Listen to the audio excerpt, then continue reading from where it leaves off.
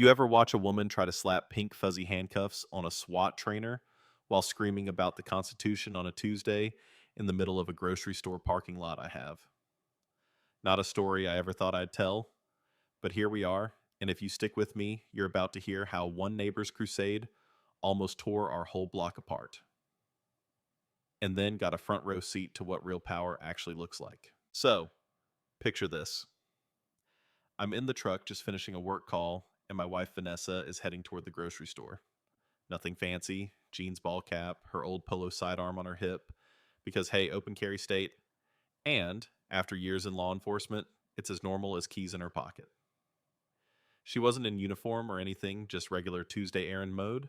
Out of nowhere, here comes Karen. Yep, that Karen, the local H. OA sheriff barreling across the parking lot like she's late for her own intervention. She's waving this glittery purse, screaming about citizens' arrest and endangering families. She doesn't slow down, doesn't ask a question, just goes straight for Vanessa, waving those fuzzy pink cuffs like she's auditioning for Law and Order Suburbia. Vanessa doesn't even flinch. She just turns, catches Karen's wrist mid-lunge, and says, "You don't want this fight." 5 little words. I'm still in the truck, mouth hanging open. Next thing I know, Karen's shrieking. She's been assaulted, demanding witnesses, and reciting Miranda rights to herself incorrectly, by the way.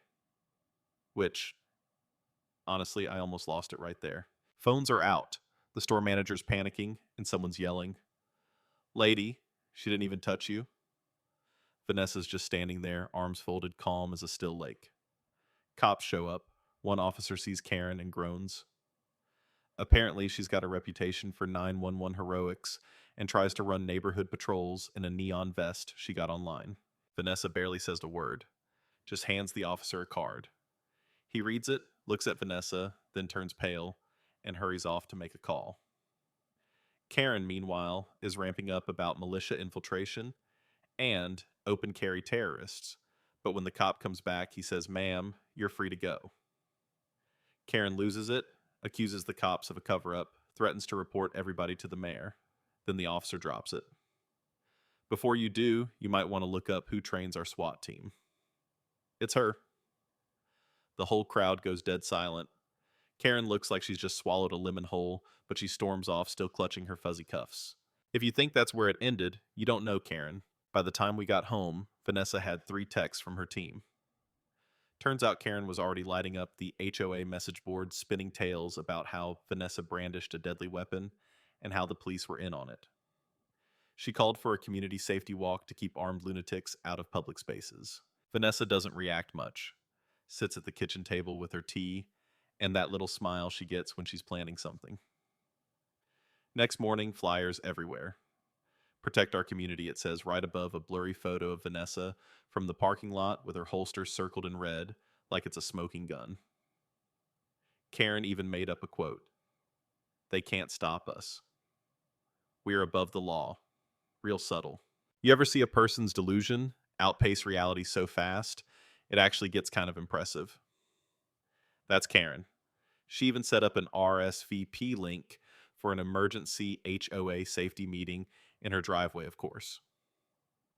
We walked by counting at least 20 flyers, some even laminated taped to lampposts and bulletin boards. I couldn't tell if we were living in a gated suburb or starring in some off-brand Netflix docudrama. By lunchtime, Karen had 2 folding tables, out a homemade American flag tablecloth, and a karaoke mic plugged into a speaker. She wore a windbreaker with neighborhood defense unit ironed onto the back. Crooked, of course. About 20 people showed up, half looking for free snacks, the other half pretending they were just out for a walk. Karen started ranting about paramilitary infiltration, Second Amendment abusers, and rogue vigilantes. She kept using paramilitary like it was the password for the secret clubhouse. Vanessa just stood at the end of the driveway, arms crossed, sunglasses on, watching, never interrupted, never heckled, just waiting. Then, Karen yells, this woman walked into a grocery store with a deadly weapon. Imagine if she sneezed wrong. Someone in the back whispers, "Isn't she the one who teaches SWAT not to shoot?" That whisper spread faster than Karen's flyers. Things were unraveling. Karen could feel it. Her voice got louder, more desperate.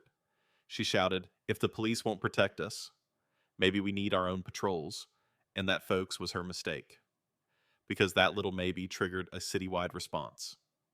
Vanessa filed a formal harassment complaint with the HOA, citing not just Karen's lies, but her attempts at impersonating law enforcement. Karen had for weeks been dancing right up to the edge of impersonation laws, and Vanessa. She'd written half the training manual on where that edge sits. The HOA grudgingly held a meeting at Karen's insistence at her house again. Karen rolled out a PowerPoint protecting our streets from tactical terror.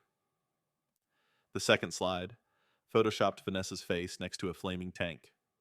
I almost choked trying not to laugh. Vanessa let Karen finish her whole speech, 15 minutes of wild theories and PowerPoint clip art, before calmly placing three things on the table: the state's open carry law, a restraining order request, and a signed affidavit from the police captain.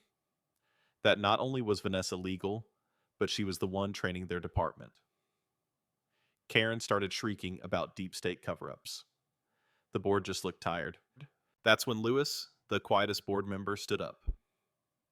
"Karen, this is the fourth time this year you've tried to detain someone. Last time it was the UPS guy." Someone else added, "and the time before it was a teenager with a paintball gun." Karen went white, then red, then white again, and stormed out, leaving her evidence folders behind. Next day, Karen doubled down video online, wild claims about Vanessa running a shadow operation, screenshots of Vanessa training officers, which was public info.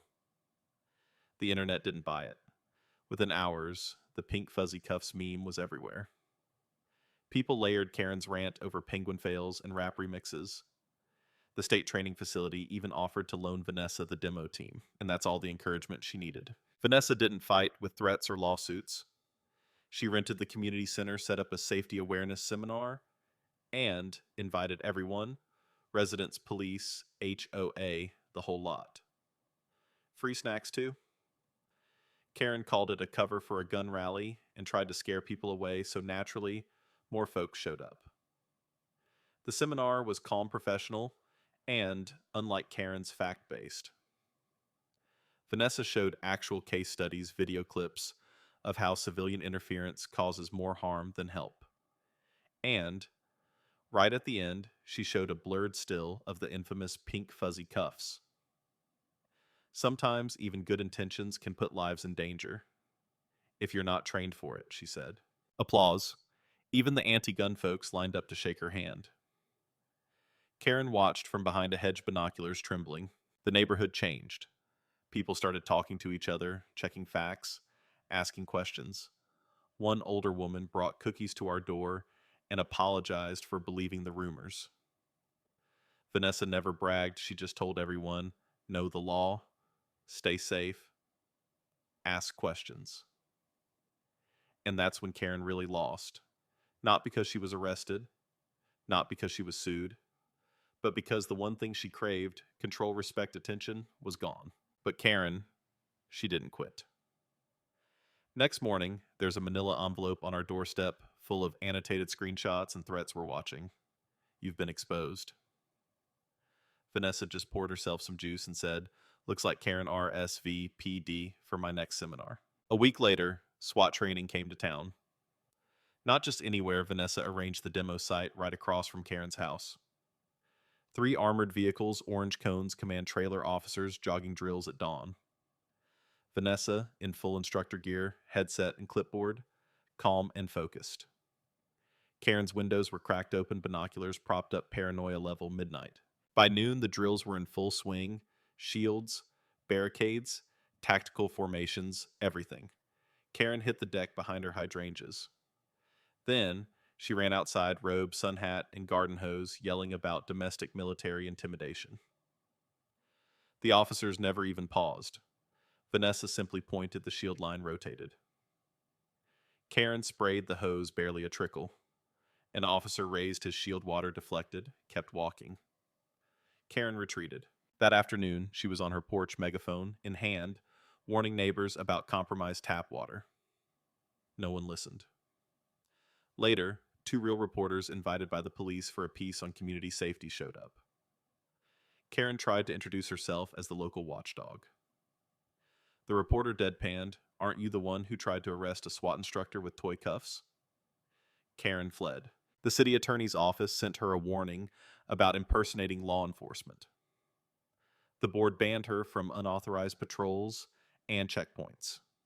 One by one, even her little safety squad bailed. Her closest ally, Pamela, flip-handed over emails where Karen bragged about humiliating Vanessa and smoking out the gun crowd. Karen tried to rally one last time, inviting everyone to a public exposure presentation in her driveway. Not a soul showed up. She stood there, remote in hand, then quietly packed up and went inside. And, for the first time, the silence was loud. But even after she lost the audience, Karen lingered. Late night clicks by our gate pamphlets and mailboxes labeling Vanessa a federal infiltrator. Mysterious cars parked just a bit too long. Vanessa started documenting everything. Called in some favors, organized a county-wide seminar on the legal limits of citizens' arrests, invited law enforcement, city council, everyone. No drama, just facts. Just. The day of the seminar, the Civic Center was packed. Vanessa explained how lines get crossed, how paranoia turns to harm, how sometimes prosecution isn't the only answer, education matters too. When it ended, a standing ovation. News picked it up. Headlines talked about restoring order, clarifying the law. Karen, of course, saw it. "We found a spray-painted message on our fence. I see everything." That was her last gasp. Vanessa called the cops. This time, she filed suit, harassment, endangerment, emotional distress. The evidence was thick flyers, videos, packages, fake checkpoints, witness statements. Court day came. Karen tried to represent herself, binder full of wild theories, screenshots, conspiracy maps. The judge barely let her finish. Restraining order damages banned from HOA positions for 5 years. Karen's face crumpled. Not angry, just empty, like she finally understood the law wasn't on her side. A month later, her house went up for sale. No farewell, no big goodbye. She moved 2 towns over, bought a place with no HOA. Vanessa didn't celebrate, didn't gloat. Just kept training, teaching, drinking her coffee on the porch. At a police charity event, a few weeks later, Vanessa hit the bullseye 5 times in a row at the range. Someone joked, "Any Karen sightings, laughter all around." Vanessa just smiled, retired herself. It all started with one woman who thought yelling loud enough made her right. But real strength, real power. That's patience. That's discipline. That's knowing when to speak up and when to let everyone see the truth on their own. Let me ask you, where's the line between protecting your community and becoming the very problem you claim to fight? Have you ever seen someone cross it? Or maybe, have you ever been tempted to step over it yourself? I want to hear what you think. Share your stories. Tell me where you draw the line. Because if there's one thing I learned, it's this. Sometimes justice shows up in body armor, and sometimes it's just the quiet person at the end of the driveway waving as the storm finally passes.